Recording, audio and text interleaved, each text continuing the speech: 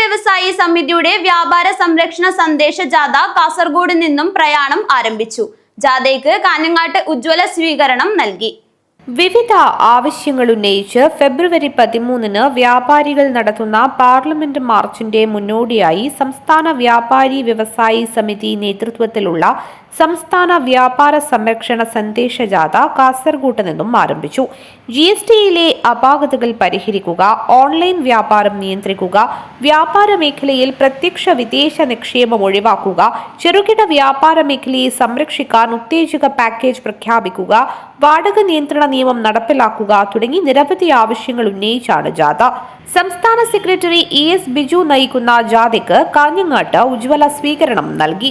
വളരെ കാലികവും പ്രസക്തവുമായ ചില മുദ്രാവാക്യങ്ങൾ ഉയർത്തിക്കൊണ്ടാണ് വ്യാപാരി വ്യവസായ സമിതിയുടെ വ്യാപാര സംരക്ഷണ സന്ദേശ സംസ്ഥാന ജാഥ നടക്കുന്നത്.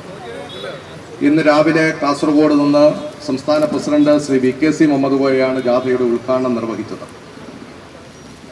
കാസർഗോഡ് മുതുമയിലെയും സ്വീകരണത്തിന് ശേഷമാണ് ചരിത്ര പ്രാധാന്യമുള്ള കാഞ്ഞങ്ങാട് ജാഥ എത്തിയത്. ഇന്നേ ദിവസം ജാഥയുടെ സമാപനം കണ്ണൂർ ജില്ലയിലെ തളിപ്പറമ്പിലാണ് നടക്കുന്നത്.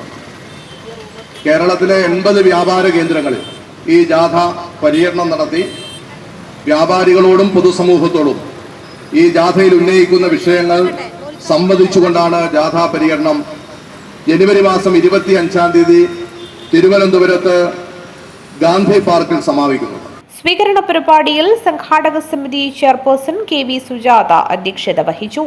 സംഘാടക സമിതി കൺവീനർ KV സുകുമാരൻ സ്വാഗതം പറഞ്ഞു. വ്യാപാരി വ്യവസായി സമിതി Kanhangad area secretary KV Dineshan നന്ദിയും പറഞ്ഞു.